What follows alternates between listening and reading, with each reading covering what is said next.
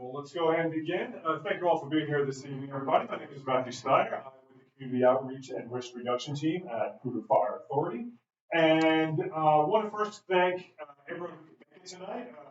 We're going to be going through our WUI Home Safety class this evening. I want to particularly thank Jan and Sharon for setting, Carol, for setting this up. I think this community is very lucky to have local leaders like Jan and Carol to make things like this happen, and also the CWPP. Keeping communities safe really is a community endeavor. So having local leaders is huge in making things like this happen. So thanks to both of you. What we're going to be looking at over the next hour are the fundamentals of home safety in the Wildland Urban Interface, or the acronym that we use, the WUI. So I'm going to talk a bit about who Poudre Fire Authority is as an organization, the type of services we provide. Then I'm going to talk a bit about why it's imperative for homeowners to take action to reduce the risk of catastrophic fire damage to their property, given that your properties are in a high risk area in our district. Then we're going to go through the home ignition zones that were established by the Colorado State Forest Service, who is one of our key partners in wildland safety and the publishers of the home ignition zone guides you all have.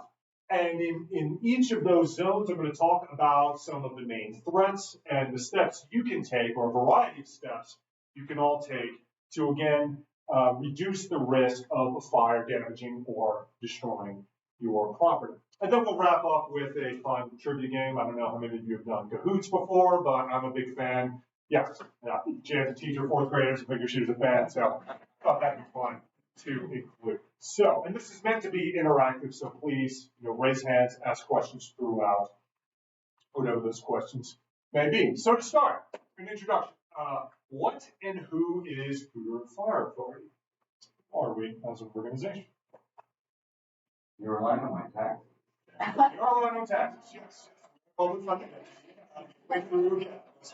The overwhelming portion of our funds come from taxes, yes. But the short answer is we are the fire department.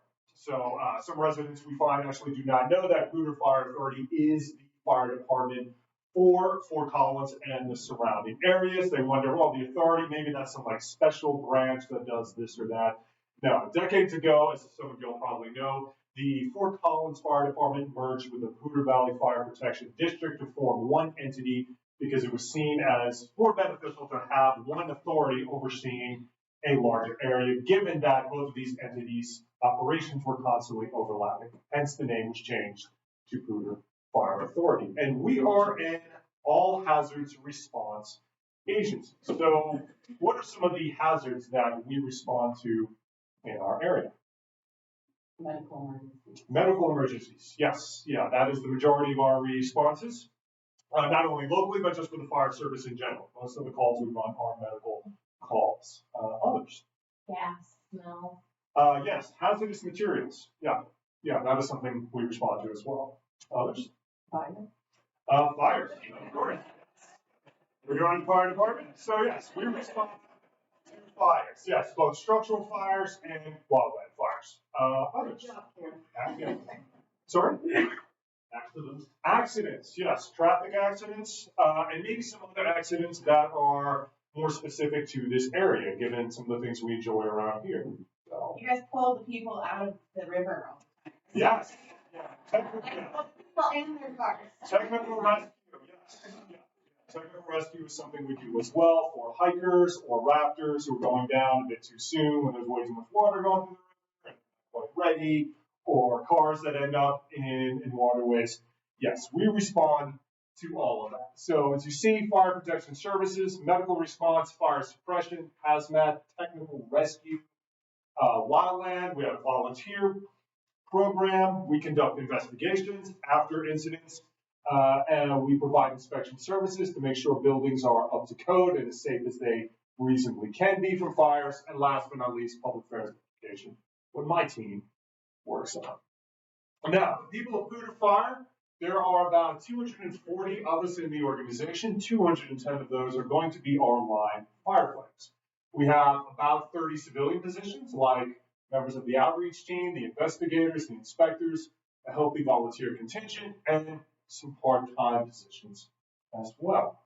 What we protect, well, in addition to Fort Collins, what are some of the other areas that are in PFA's district? Anyone know? Bellevue, yes, Bellevue is one. We go up to about Risk Canyon. Yeah, we do run a number of calls up in Risk Canyon, but that's kind of where the edge of our district stops, as you'll see on the map. I'll put on there. So Bellevue, Collins, sorry? LaPorte, yes ma'am, thank you. That is the other. Are you guys building one, a new building? We are, we're gonna break ground soon, so we're very excited. Yeah, it's gonna be the location of our new Station 7, which you can see from the blue dots on this map. Those are all our stations. So Station 7 will be the one that is closest to this community, and we're breaking ground on a newer, larger, more modern facility very soon. So we have 14 stations throughout our district. So we go up to about Wellington on the northeast, down to Loveland on the south. You look at the upper left-hand corner, we get a little ways into Risk Canyon. Yeah, and then we go as far as west as Redstone Canyon, and we cover some of Timber. So 14 stations, training center, and our headquarters right near Old Town Square. Right?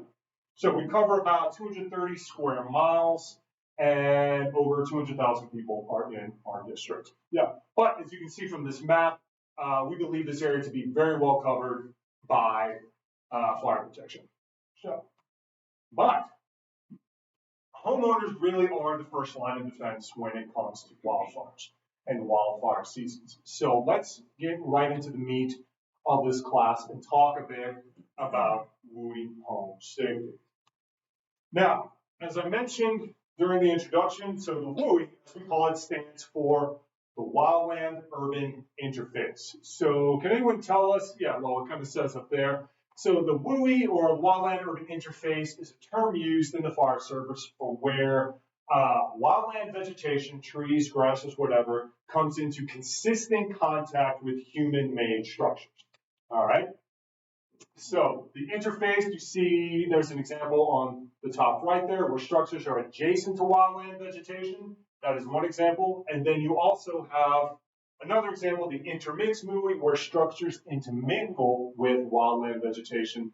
That second example there obviously is more indicative of your neighborhoods. All right. Now, it is also, you see where most Coloradoans live. In a very broad definition term of the WUI, over 3 million Coloradoans live in some part of the Wildland Urban Interface. In the higher risk areas, it gets to about 300,000. And yes, it is growing. We're expecting to see people who live in the higher risk areas of the WUI in our state doubling over the next 6 years, up to about 700,000, given the current projections. And there, again, you see the two main types, the interface WUI and the intermix WUI as well. All right. Now, it kind of goes from a continuum, from pure wildland to rural, or the intermix WUI, as we saw there. So this type of version would be the best description of Mill and Soldier Canyon, to suburban down in Fort Collins, general residential, and then urban and town center. All right. There's a bigger graphic. And here's some recent wildfires in northern Colorado. So these are just some of the big ones over the last 4 years. This doesn't even go back to, say, the Hyde Park fire, which many of you probably remember. Yes. But the biggest one in state history occurred just about 4 years ago, starting on August 13th, the Camera Peak fire, and it grew to over 200,000 acres. 469 structures were lost. While that was burning, the East Troublesome fire took off up in Estes Park, burning over 100,000 acres in less than 24 hours, almost 200,000 in total. 555 structures were lost.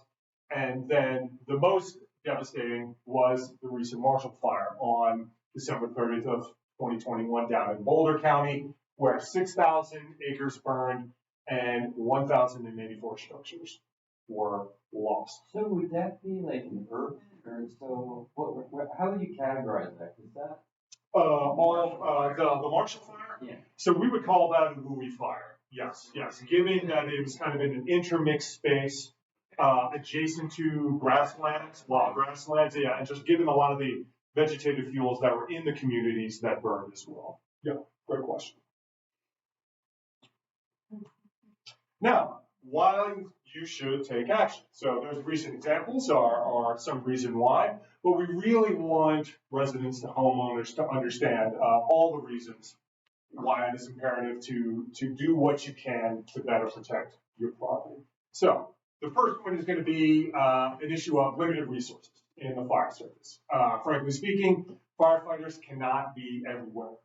We have limited personnel, limited vehicles, and another factor that we're limited by is time. It just takes time to deploy troops, whether they're smoke jumpers, whether it's choppers, whether it's hand crews, whether it's engines, to more remote areas so they can begin attacking an incident. So, and with that, we operate under 3 priorities. Our top priority in the fire service when there's a fire is protecting what? Who can tell me? Oh, life. Lives. Yes, yes. So, because homes can be rebuilt, yeah, lives cannot. So our top priority is going to be the lives of residents, people here, and also the lives of our firefighters as well. There are times where there are areas where it's just simply too dangerous to insert our fire crews. Okay, so we don't want to lose our people over a potential structure that can be rebuilt. All right, we will take risks, but again, we risk a lot to save a lot, is something we say in the fire service. And what we're going to try and save a lot are the lives. After lives, the next priority is going to be stabilizing the incident itself of a wildfire. That's where we're going to commit our resources. Again, personnel and equipment.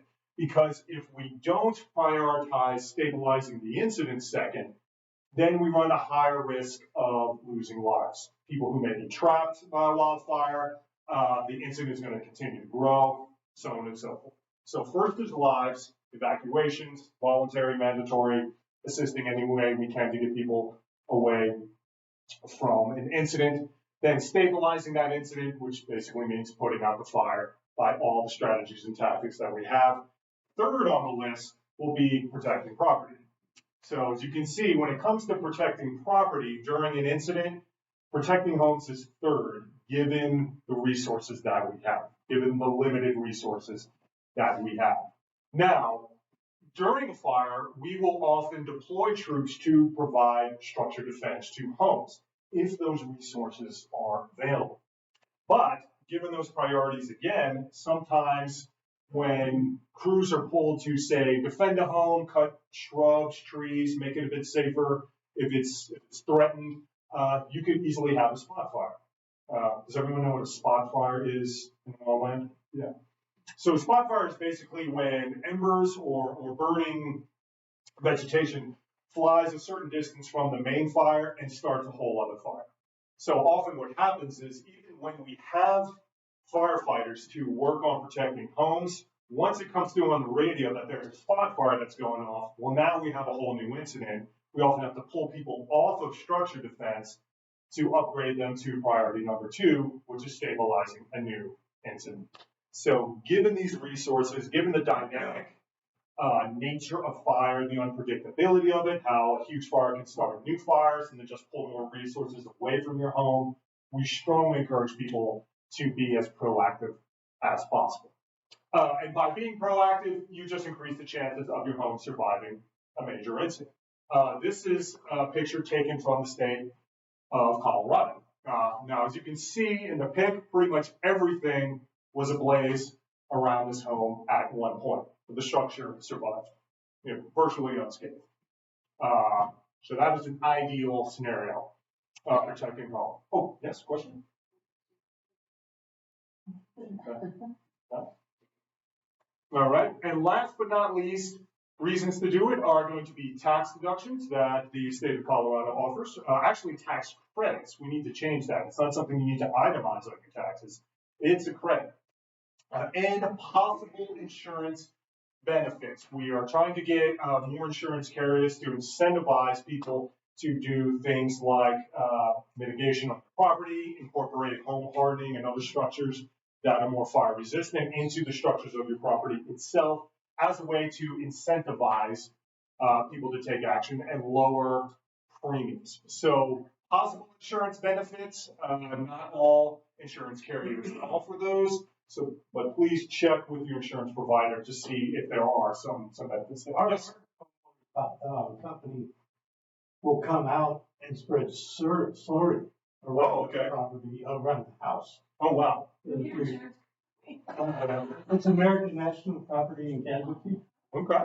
so it's something to service it, That they provide? Yeah. Yeah. Something I'm going to let this group know about is a new service that we just started providing today, which is we are providing home ignition zone assessments, which is basically an individualized assessment of your property that you can then give to your insurance carrier in the hopes of getting some credits, benefits, reduced premiums, so on and so forth.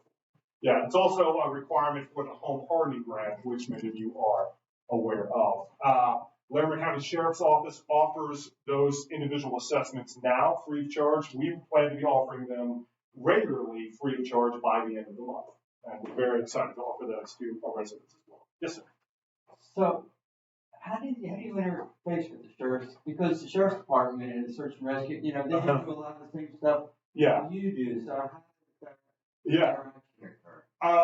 Simple answer is, we're on similar radio frequencies. We, the dispatch in Fort Collins, in the police station there, the police headquarters, will also often dispatch people from the sheriff's office. I mean, there are a bunch of algorithms in place that say, if we dispatch for X type of scenario, it'll also dispatch the sheriff's office. Yeah, constant interaction, meetings, planning together.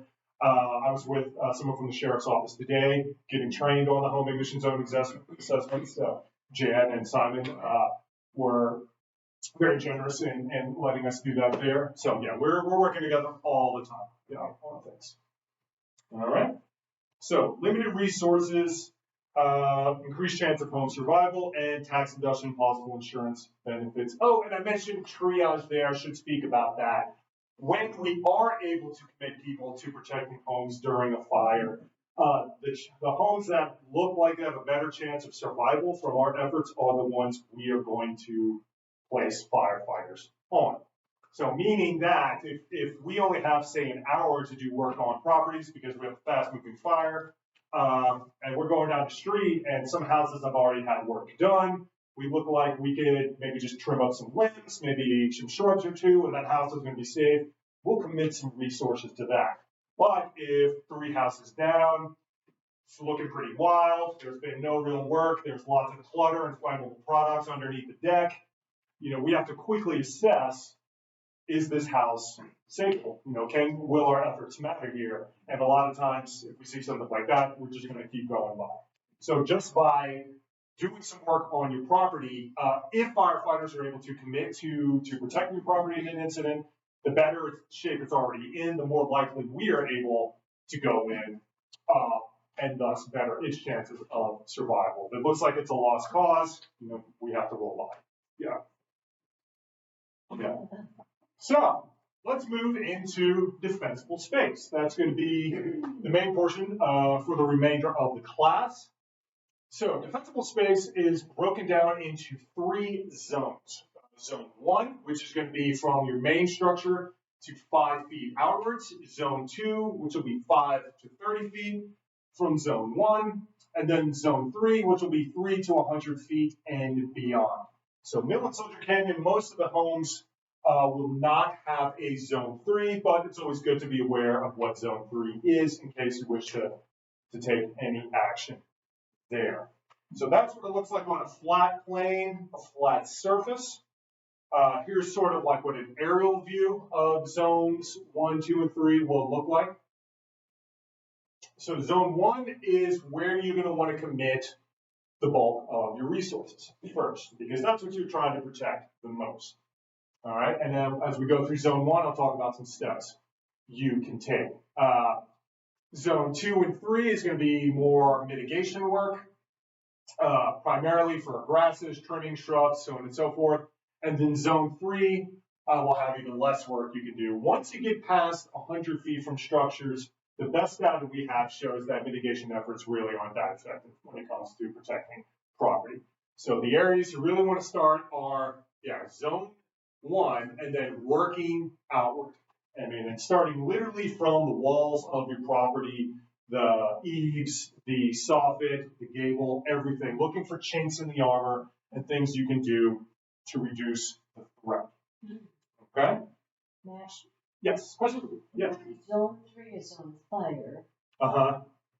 So, yes. Zone 3, Uh-huh. if you're surrounded by.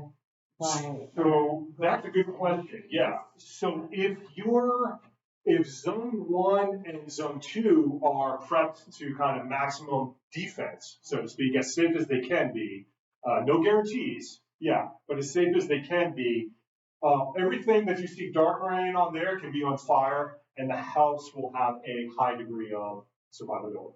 Yeah, so to back up even to this pick, I mean, look, this house really only gets into zone 2. Yeah. If you look close at the pic, I mean, there are trees that are within 30 feet of the house, and pretty big ones at that. And all of that was on fire, but the house survived. Yeah, very good question. Yeah. Okay. Here we go. Oh, back up. Okay. So zone 1, 0 to 5 feet. So the first thing we're going to look for, or we're going to check, and there's information there in the guides. If you sign up for one of the home and emission zone assessments on your personal property, I'll come out, or one of my colleagues will come out and walk around the property with you. You're going to be looking at your windows, your vents, and your house siding. And you're looking for cracks anywhere that an ember might be able to get inside. So almost think of your home, your main structure, as like a medieval knight in a body of armor. The sword being the flying embers. Where could they possibly get in?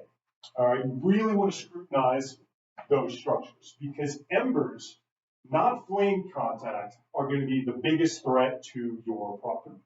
So a big misperception we see out there is people think, well, flame contact is the real issue. It's actually embers. So embers can travel great distances, a mile or more from a major fire. And all it takes is a small ember like so to go through a wide open vent or a big gap in the gable on your roof. It gets into the insulation or lands on, say, synthetic couch cushions, starts a small fire in there, and then it's game over. Okay? So windows and vents and house siding are what you're going to want to look at first.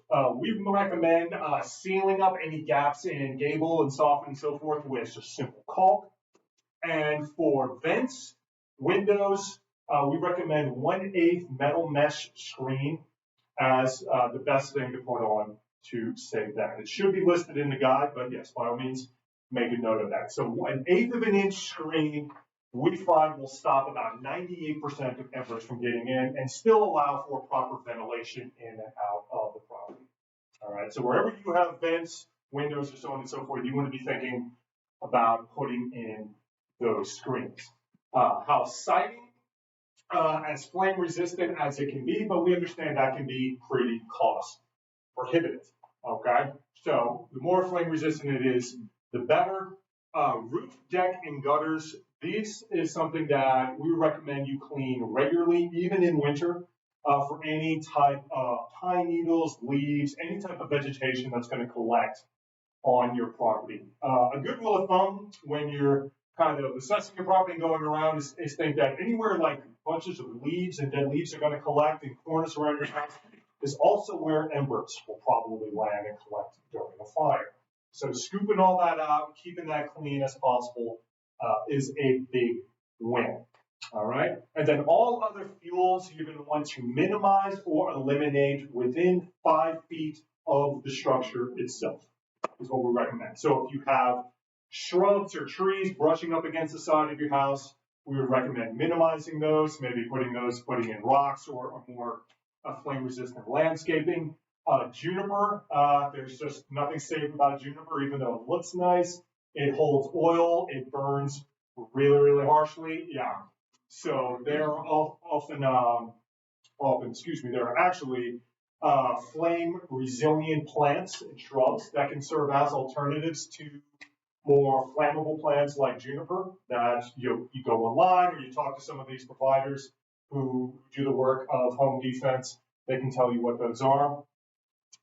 So yes, reducing or even eliminating fuels within 5 feet of the house and 4 feet from the ground up if you have wooden siding. So to put this up again, kind of summarize: 1/8 inch mesh screens on all windows and vents. House siding, no flammable material within 6 vertical inches. Roof, deck, and gutters. Okay, I didn't talk about the roof and decks too much. You want to prune overhanging limbs. The ideal would be to have no limbs within 10 feet of a roof or a gutter, but again, you have to do the best you can, do what you are comfortable with. Any reduction of limbs from a roof is a win. Also, we would say no storage of flammable materials under a deck. That's often something that alerts firefighters to, in a fast-moving situation, that we simply can't protect this house because it would just take too long to haul everything out from underneath the deck. Because if you got a whole bunch of flammable stuff, bags of things under a deck, that's going to catch on fire, heats up the deck, then the whole house goes up. Yeah. Clean leaves and other debris regularly. Rake and dispose of pine needles, dead leaves, and other debris within 5 feet of the structure. And, Okay. Yeah, please. including telephone poles, which I thought was a. Yes. Thank you for bringing that up. Yes. So telephone poles as well are something that if you have one on your property or even adjacent to your property, you can talk to your neighbors. If it's on public land, you can trim a 5-foot radius around that. No one's going to mind. We prefer that. Because the Kruger rock fire, which happened up in Estes Park just a couple of years ago, was caused when there was a power surge, went through the wires into a telephone pole, and as it was supposed to do, the energy was going to terminate in the ground, but that surge caught all the grasses adjacent to that telephone pole on fire, and these were very wild, very tall, and then you had a major incident, and unfortunately, the pilot lost his life fighting that fire. So within 5 feet of all structures. So let's see if we can get. Okay, well, can I get this in full screen? No, I can't get it in full screen. Press YouTube. Oh. Over on the right. That's what? Right here? Oh, yeah. Yes. Oh, yeah, press the little YouTube button. It's not. Oh. Okay. Okay. Hi, I'm Cass from the Wildland Urban Interface, and welcome to today's video about defensible space. There are 3 zones of defensible space. Today, we will be talking about. First, let's talk about what is defensible space. Defensible space is the area around your home that has been properly cultivated by you to be resistant to fire spread and danger. It isn't foolproof, but it's one of the best ways you can protect your home from wildfires while living in the Wildland Urban Interface. Zone 1 of defensible space covers the area 0 to 5 feet around your home or any structure on your property. Zone 1 also includes your roof and the aerial space 10 feet up. When you think about Zone 1, think ember resistant. This means your roof and gutter should be clear of debris that could be lit by falling embers, and all dead and dying weeds, grass, plants, shrubs, and trees should be removed. Branches above the home and any structure on the property should be trimmed back so the fire can't easily hop to the roof or be lit from falling embers. Vegetation growing in Zone 1 should be low growing and watered properly throughout the entire fire season. Firewood should never be stacked against the home or any structure on the property and should be relocated to Zone 3. In our next video, we will cover Zone 2 defensible space, which covers 5 to 30. That's a quick cap of Zone 1. So, all right. So here's a pic of Zone 1 before and after. And the essence of Zone 1, the strategy, is basically to break up fuel connectivity, which is something you can try and do in Zone 2 and even Zone 3 if you're going to go that far. We want to separate fuels from each other to reduce the risk of your home catching on fire. Hence, removing fuels within 5 feet of the house if that's an option, trimming up limbs, so you don't have a chain of fuels running, say, from the grass to a tree, up a limb, onto your roof, into needles on the gutter. Kaboom. Yeah. So here we have before and after pic. So on the left side before, they got rid of that tree. Then what else has been done to better protect this property, which you guys can see? You can see the house. Yes. Yes. Yes, you can actually see the structure. Is there dirt berm? Sorry? Is there dirt berm to the left of the gas thing? Let's see. There is. Is that Like, gravel driveway? Yeah, there's a gravel driveway, so there's a dirt berm right there. Yeah. So up near the roof on the left side and the right side, what else has been done? That's a huge win to protect this property. What does one do to the propane tank? The propane tank, that's sitting there. Yes, so ideally it should be removed at least 10 feet from the house itself. You wonder, so that would be considered a structure, so removing vegetation within 5 feet of the propane tank would be ideal as well. But I must emphasize ideal, because obviously that's not always an option, given its size, given its location, given connections, so on and so forth. So we want to just give you guys, the best standards and then show you, all the options you can do. Anything you can do to get closer to those ideals is improving your property chances of survival. Yeah. So the propane tank is an issue still, but removing, all that mess there is a win. The branches have been trimmed from near the roof. You see these trees on the right have been trimmed back significantly. First of all, I would argue they look a lot nicer now. They're well pruned, so on and so forth. They're not connecting the gutters up on the right. So be nice if my arrow point. I should have brought an arrow point. I remember that for before he goes. So that's stuff out more. So that's a huge improvement. Based on some of the tips we just saw in Zone 1, what are maybe some other things that could be done to better protect this property in Zone 1? Anything stand out? Probably take care of the vegetation that's growing right up to the house. Yes, sir. Yeah, that's what jumps out the most. Yeah, very good. Yeah. Because this is a wood structure, so, embers or flames, chunks land in this. If these start cooking, you have a higher chance of catching the house on fire. Do they combust? Or is it the fire that hits the line and causes them to explode? That's a good question. I'm not exactly sure, what the main cause of propane tank explosions is during a wildfire. But, what we do know is that, it's propane, so it's a flammable gas. So anything you can do to reduce the risk there of that catching fire, the better. Yeah. All right. So, and here's an example of what Zone 1 can look like. So, there are lots of options that people can employ to both protect their property in Zone 1, but also maintain its charm and the aesthetic value. All right? So we really want to stress that protecting your property, mitigation, so on and so forth, it doesn't mean moonscaping your property in any way. Absolutely not. Yeah. It's really kind of finding that right balance of aesthetic beauty, protection, working within a budget, you name it. Yeah. So let's talk about Zone 2. So Zone 2 again is going to be from 5 to 30 feet of the house. So grass, we're going to want to cut grass in this area to 4 inches or less is the recommendation. 4 inches or less. So regular mowing is the way to go in this space. For trees that are in this space, more than 5 feet from main structures, but no more than 30 feet, we're going to recommend limbing and raising the crown base height. So for those who may not know what the crown base height is, you think of a tree, sort of the crown is going to be where the leaves and the branches start in earnest. That bottom is going to be the base. We're going to want to pick that up off the ground to 6 to 10 feet is the ideal height. Or if the tree is less than 10 feet tall and fully grown, a third of the height of the tree.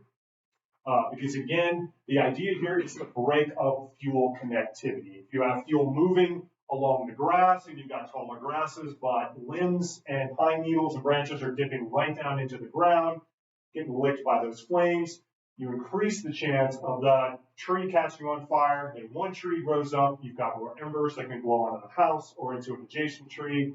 You got a conflagration, and you see where this is going. So limbing and raising the crown base height is the way to go. And that can be done usually at pretty low cost. I mean, handsaw, chainsaw, hiring a landscaping company, an affordable one to do that work.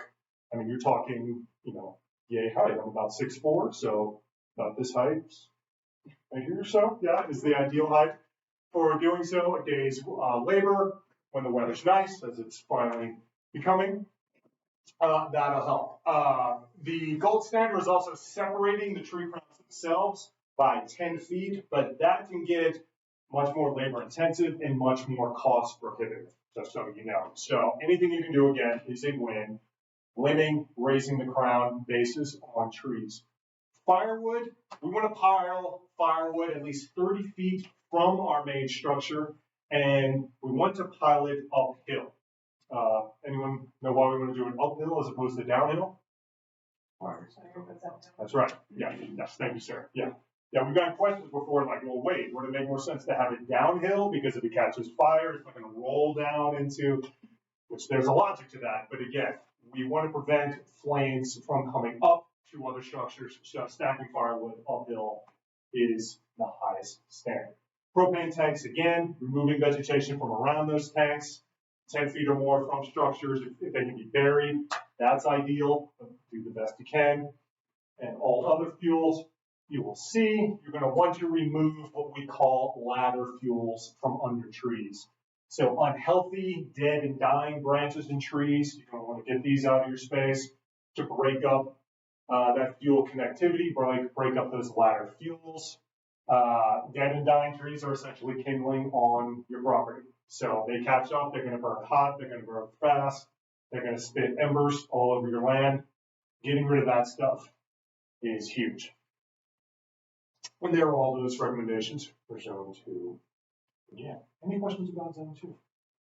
So if you're evacuating, it'd probably be a good idea to take that 30-pound barbecue propane tank and... If you have time, yeah, depending on the evacuation order, yes, because some of y'all probably know there'll be voluntary evacuations when we can, when there's enough time, mandatory, but sometimes the mandatories will even include do not grab anything, do not grab pets, get out, get to safety immediately. Yeah, so pay attention to what those orders say. Most of the time, voluntary aren't even mandatory. You've got a few minutes to grab your go bag. Get maybe flammable cushions from your deck and throw those inside. Chuck the umbrella inside to the living room, close the door, whatever you can do in the time that you have. But if you ever, again, receive an alert that says do not grab anything, leave immediately, please heed that. Yeah. Any other questions? Yeah. You grab it? I'm grabbing my dog. Grabbing your dog? Yes. Yeah, lives are a priority. So often what we see, people can't bring a pet with them because they're scared or there's no space. Just releasing them is the next best option. I mean, it's not ideal, but Weber County does have a policy that will be alerted. And so when we get calls coming in that's saying, hey, I had to just open up my doors or my gate and let out my dog or my horses because we were told to get out right away, that message is going to go to the posse. The posse is going to form up and they're going to go find those pets and get them back to you as quick as They possible. got our chickens last time. Oh, yeah, that's great. Yeah, that's awesome. Yeah, they're a great group of people. Yeah. No. So, yes, sir. Mowing grass is not, I mean, we don't way to mow, like lawnmower type of stuff in most of our area here. It's pretty steep and, Yeah, that can be challenging. Yeah, to do on a riding lawnmower on steeper slopes. That's tough. Yeah, but any mowing you can do or contract out is for the best. So, yeah, goats. Yeah, goats will keep that grass nice and short for you. Yeah, for sure. But even when I was a kid, I mean, I remember mowing grass in some neighborhoods that had some slopes, and you kind of got to drop down with the push mower and pull it back, and And again, if that's what you're working with, I mean, starting from the structure and working out as far as you can go, until safety becomes an issue, accessibility becomes an issue. Any grass you can cut to 4 inches or lower in zone 2, you're getting safer. Yeah. I have Yes, one ma'am. more question. Please. Yeah. I read somewhere about putting a screen on top of your vent, your chimney vent. Spark arrestor. Yes, ma'am. And Yes. so it has to be small enough so the embers cannot go down, right? Yes. Because if it's a propane stove you have, and the ember goes down to the pilot line, Yeah. is that like moving? So any embers in the house would be down. Yes. So if they're a chimney, a window, a vent, so on and so forth. So we do recommend spark arresters for people who live in higher risk areas. Yeah. So I'm glad you brought that up because to really go into the details of what does securing vents and screens look like on a chimney, it means installing a spark arrestor if possible. Yeah, and the home hardening grant that is being offered by the Colorado Department of Fire Prevention and Control can assist with funds for that. Yeah. All right. So here we have a zone 2 before and after. So this property, zone 1 was already looking pretty good. I mean, this is a wood structure, but it's pretty clean, pretty well kept. Can't tell from the pic. It doesn't look like anything under the deck. They actually have a wooden screen there, but they've done some great limbing to break up the fuel connectivity in these crowns, and thus preventing the chance of fire jumping from one tree to the next and then on to the house. They've raised the base height in some areas and thinned out at the top in others. Wow. So that's a good example of what a healthy zone 2 will look like. Now we're going to go on to zone 3. Yeah. So grass and trees and other fuels. Okay, we're down to about 15 minutes, so we'll speed it up here. Mowing is not going to be necessary because, again, once you get about 100 feet out, 30 to 100 feet out, mowing the grass isn't going to make much of a distance. So if you can separate those tree crowns in this zone 30 feet or beyond from your property, that's a win. But again, we're talking labor intensive and much more cost prohibitive. I don't know if you've ever done like arboreal work before, getting up into trees. It's very technical labor and there are risks. Once you start dropping huge chunks from a tree at altitude, that tree is going to respond, the balance, everything gets kind of thrown off. So it can be very costly to have somebody do. Yeah, so again, focus on zones 1, then zone 2, then work your way out. All other fuels, mulching, piling, lopping, scattering, all that's acceptable once you get into zone 3. Yeah. We find so the best protection needs to be done in zones 1 and 2. Yes, sir. Are you showing mostly pine trees? What if you have large deciduous trees and the crowns are doing? Yeah, great question. The same recommendations apply. Yeah, so regardless of the type of vegetation, if crowns can be separated, the better. If base heights can be raised, the better. If limbs can be removed, pulled back from structures, the better. Yeah, great question. Yeah. But the only vegetation that we recommend getting rid of entirely is juniper. Again, so given it's just oily and how it burns, and then trying to replace that with a more fire resilient shrubbery vegetation. That would be in that 30-foot radius. Yeah, within 30 feet. Yeah, once you get past 30 feet, yeah, you can separate crowns, but past 30 feet, you can do pretty much whatever you want with storing fuel. Oh, with the junipers as well? Yeah, once you're beyond that 30 feet, All right. So this is an example of what a very well defended property looks like. I mean, zone 1 from 5 feet out, no vegetation touching the structure. These fuels are separated, the grass is cut low. This tree up here, you see the crown base has been raised, lots of good work done. But once you get to about 100 feet, yeah, it's natural, beautiful, wild vegetation. Some other before and afters of zone 3, getting rid of dead and dying. And oh, look what's in there, a fire hydrant. Yes, we like those. We like to be able to see fire hydrants when we show up to try to protect homes during a wildfire. Yes, so that's a definite win. Yeah. You've got some other shrubbery and wild grass that has been trimmed down. So Yeah, by removing that, say this is a shot from the road, by getting that down, that will allow firefighters and others, people from the Forest Service, you name it, as they're driving by, maybe during an incident, thinking, okay, can we assess this property? Can we get in there?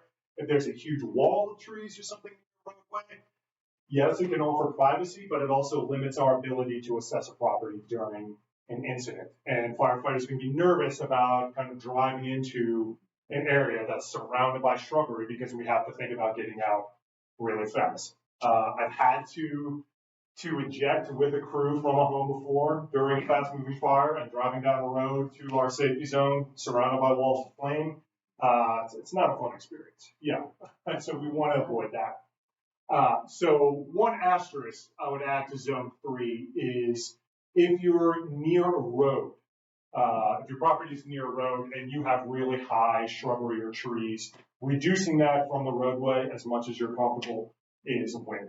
Because again, it allows us to see the property. If we can see it, the better and more quickly we can assess it during an incident to see if we can commit resources there, so on and so forth.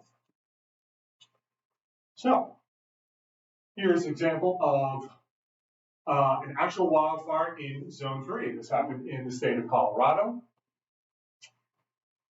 And this is a house that has done a lot of work to protect the property of homeowners. Actually, the house is work people. But you see, we have Class A roofs. We've got good clean decks. We've got zone 2 is well mowed. That fire is a good 30 feet from the house, but that thing that's ripping. I mean, they're, as it says in the guide there, they're putting fire on the ground. This crew there, because they're assessing that it will not threaten the structure, given the condition that the structure is in. But what are maybe some other things that could be done to this property to make it even safer, based on what we've learned about zones 1, 2, and 3?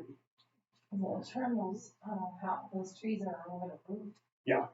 Yeah, that's the thing that stands out the most. The crown base height is raised really high on these. They are adjacent to the structure. Now, and that can be a hard call to make. I mean, if you really love those trees, taking them down could be difficult. So again, these are all recommendations. Do what you're comfortable with. Anything you can do to get them away from the structure. You can see the wind is blowing pretty hard. So if the wind wasn't ripping, these would probably be standing straight up. You got good space on the roof.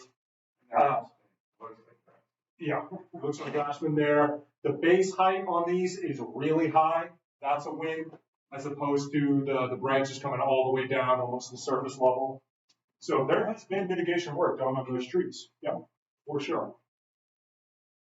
We see this auxiliary structure, totally free of vegetation in zone 1. That's a plus.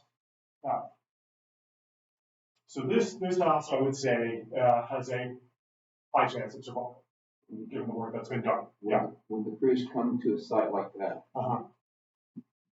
is taking those trees down just step number 1? I mean, when they came to our house, I noticed that it was kind of surreal to realize the amount of.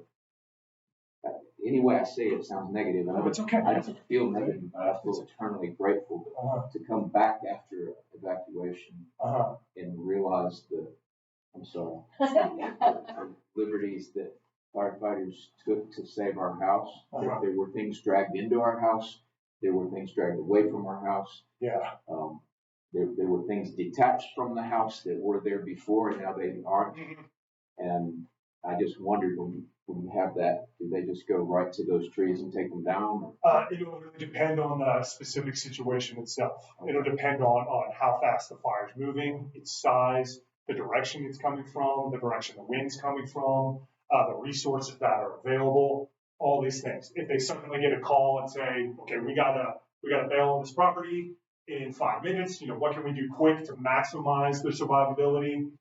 Maybe, okay, let's drop that tree, because if that tree comes down, hey, that's something we can do quick and easy. We just cut it down, boom, there we go, as opposed to kind of searching around for smaller things, maybe shrubs or whatever on the house, and then hop in the truck and go. Yeah. It'd be great if there was just one standard thing that we would target Well, that makes once they arrive, but given how dynamic a fire can be, limited resources constantly being reassigned, they're just going to make the best decision they can in the moment. Yeah. All right.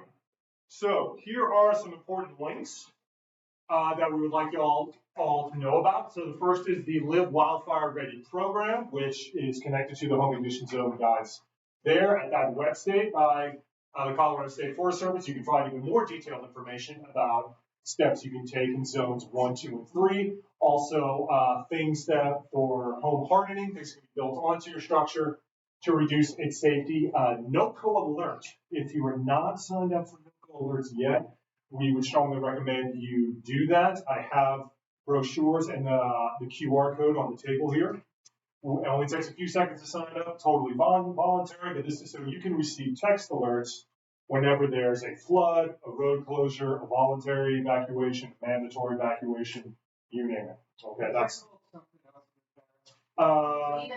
yeah, LEADA 911 and NOCO alert, they're basically the same. Okay, so you signed up for leading.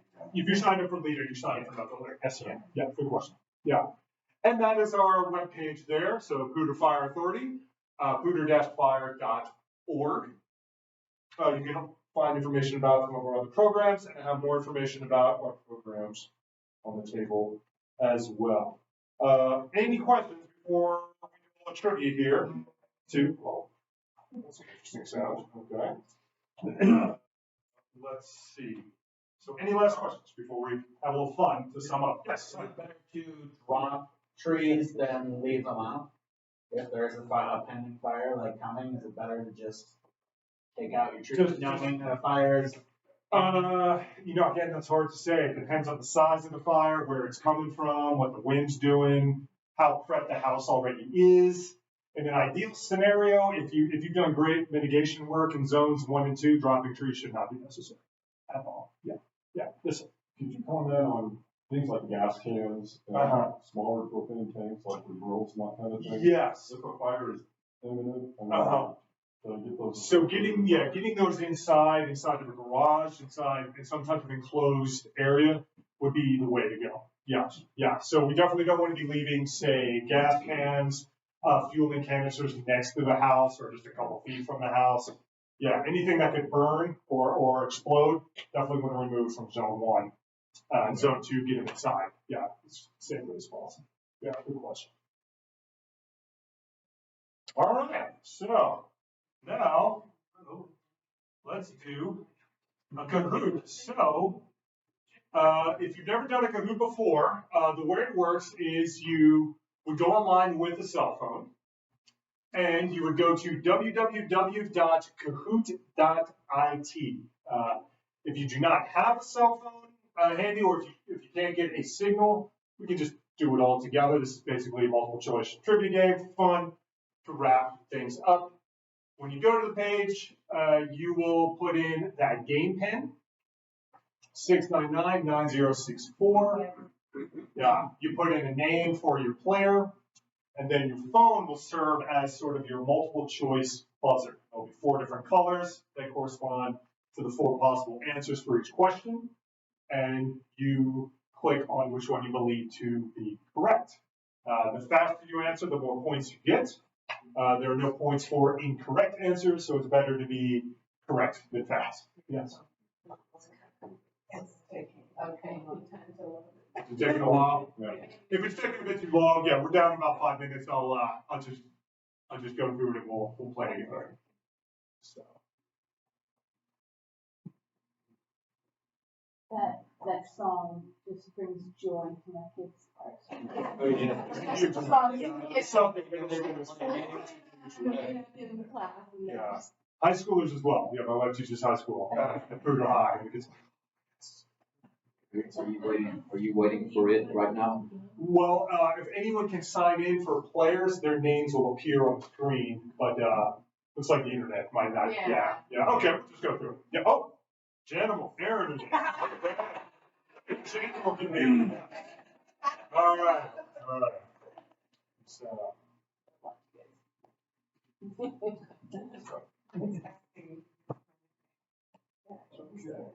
Yep. Okay, let's start. So, movie home safety, I'll be your game show host. So, what is the Wildland Urban Interface? Is it where wildland firefighters live, where the minority of Coloradans live, the transitional zone of unoccupied land and urban development, or the face wildland urban residents make when they're mad? And the answer would be, yeah, blue. Yes. All right. Okay.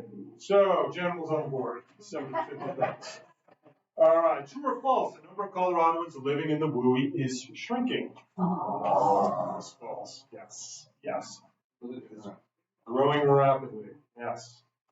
Yeah. Okay. Number 3. You should create defensible space around your home because firefighters can't be everywhere. Doing so increases the likelihood your home will survive the wildfire. Doing so might lower your insurance premiums or all of it. The sounds include the. That's too quick on the trigger there. Yeah. All right. Aaron takes the lead. Yeah.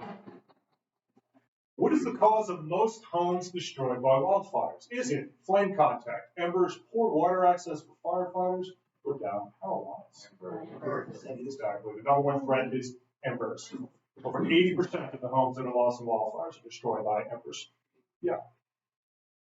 Very good. Okay. What ignition zone should homeowners focus on first? 1, 2, 3, or 4? 1. Obviously. Start with the structure and work your way out. Yes. 6. True or false? Storing items on your deck is a great way to protect your property from wildfires. Yes. That would be false. Yes. All right. Okay. Close game. Pine needles, leaves, and other debris should be cleaned from zone 1 once a year, once every 2 years, never, they'll blow away eventually, or regularly. Yes. Number 8. For zone 1, vegetative fuels should be minimized or removed within how many feet of all structures? Is it 12, 55, or 0? Yeah, that picture was up there briefly, but that's a great example of what zone 1 can look like. Yeah. Back on top. Yeah. Which of the following should be done for zone 2? Mow grass 4 inches tall or less, raise tree crowns to 6 to 10 feet or the third of the height, both or neither? Both. Yes. Good. Number 10. How much space between tree crowns should there be in zone 2? Sorry, they're 10 feet, 100 feet, 200 feet, 9, 10 feet. Yeah, is sufficient. Yeah. Number 11. True or false? Firewood should be stored 30 feet from structures, preferably uphill. That's going to be true.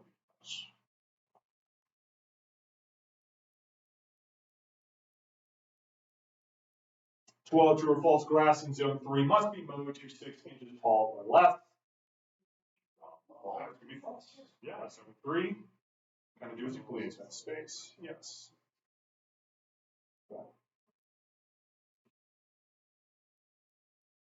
Next, what's the guideline for mulching, piling, and lop and scattering in zone 3? As close to structures as is convenient. The farther from the home, the better. Keep all fuels piled directly under any trees.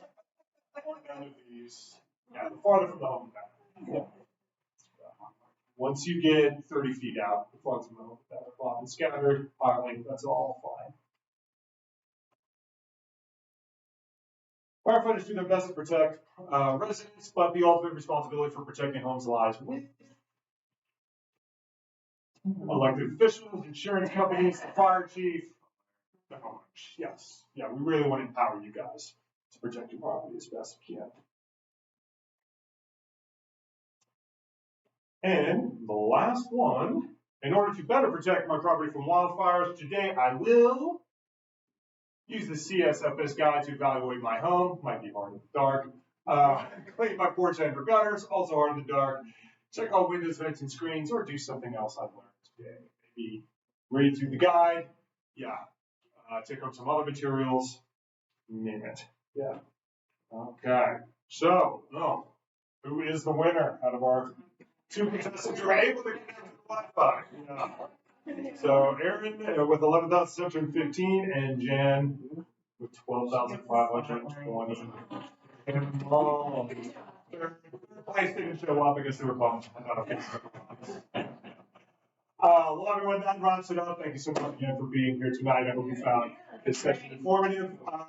More materials here. Please help yourself to some pens, to some koozies, some information about other programs offered by Poudre Fire Authority and the Colorado State Forest Service, some erasers, also some of my business cards. Please take those if you have any questions whatsoever.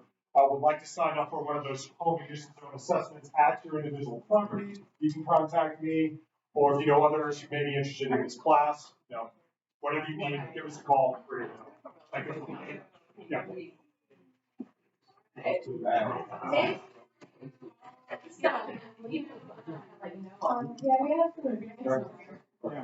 Oh, appreciate that. That was a lifesaver.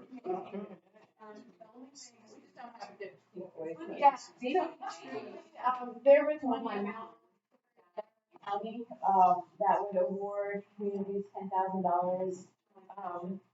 I didn't check the lesser amount button, did I?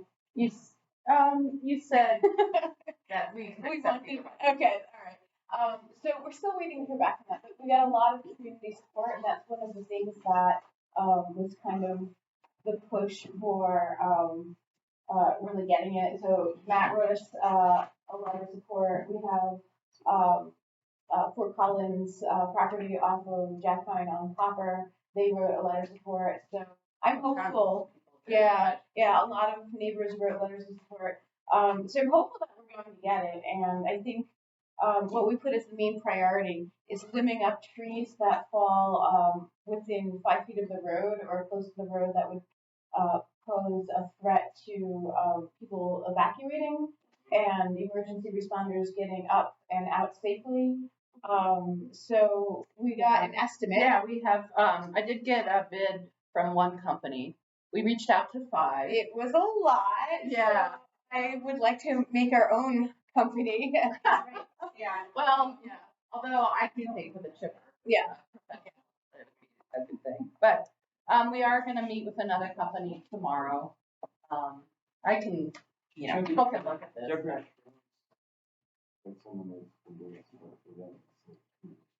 And Dan might still have his chipper, so. Yeah, so based on these rates, I thought if we could have maybe a volunteer day and a day to just help out, because I know that there are some residents that aren't able to trim their trees and rent a chipper, then we can have that we can put 30 feet for one. Yeah, and not have to haul it out of the neighborhood. Yeah, we kind of wanted to do a slash pile, but finding a place where we can actually do one. Yeah. There was some property we looked at, but they weren't too fond of it. And I did it, but so that's one thing we're struggling around trying to figure out how to make this happen. But just walking around, I see people who have already done, a lot of limbing. I hope you guys can. No, they're done. Oh, okay. So there's some properties that have already limbed up a lot of trees and made slash piles and made some great efforts to get that out of the neighborhood. So I guess my thought is we got really lucky last year with mosquitoes. I will take mosquitoes, but this year, especially we were on the drier side of the winter at the beginning, just whatever we can do to just help protect our neighborhood. What do you not want to tell us what the bid was? Well, he presented a menu. So like for a small tree, $300, medium, $650, large, $900. Bush is $55. He didn't have a chipper with his company, so he'd have to rent one. So that was kind of a downside. But we're going to meet again with somebody tomorrow to try to figure out what they have to say. Yeah, and then organize just a date that would work for most people to maybe just limb some trees up, because, I mean, it could be pretty easy with the smaller trees. They're mostly dead branches along the bottom. I know that Chad has a lot. And just looking at the way, you know, people from the tops of the hills would need to evacuate if one way was blocked. They couldn't take jack pine, they could take blue spruce. And then if that area is blocked, there's always ponderosa around that one. So just to try to keep as many routes open as possible.